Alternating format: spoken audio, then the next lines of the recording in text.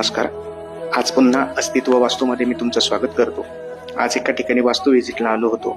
तिथे मी येण्यापूर्वी 3-4 वास्तुतज्ञ येऊन गेले, पण त्यांच्या कुठल्याही उपायांनी या लोकांना काहीच फरक जाणवला नाही. कारण त्या वास्तुतज्ञांनी कधी कंपास घरात लावला नाही, त्यानंतर वास्तूची ग्रीडिंग केली नाही, प्लान काढला नाही, फक्त वास्तूचे कोपरे बघितले, वास्तूचा प्लॉट किती फिरलाय हे सुद्धा चेक केलं नाही. आज इथे आल्यानंतर मी बघितलं तर यांची नैऋत्य दिशा ही खूप वाढलेली आहे. आग्नेय दिशेला खड्डा आहे आणि आग्नेय दिशेला पाणी आहे, पण या गोष्टींवर कोणीच यांना उपाय सुचवले नाही.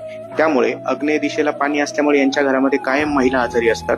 नैऋत्य दिशा वाढलेली आहे, त्यामुळे घरामधलं वातावरण हे व्यवस्थित राहत नाही. कर्ज यांच्यावरचं कधीही कमी होत नाहीये. आज आपण यांना काही वैदिक वास्तूचे उपाय सुचवलेले आहे, जेणेकरून हे उपाय केल्यानंतर लवकरच त्यांच्या जीवनामध्ये त्यांना सकारात्मक बदल दिसतील. त्यामुळे मी नेहमी सांगतो, योग्य वास्तूचं नॉलेज असणाऱ्यालाच आपण वास्तू करण्यासाठी बोलवावं. धन्यवाद.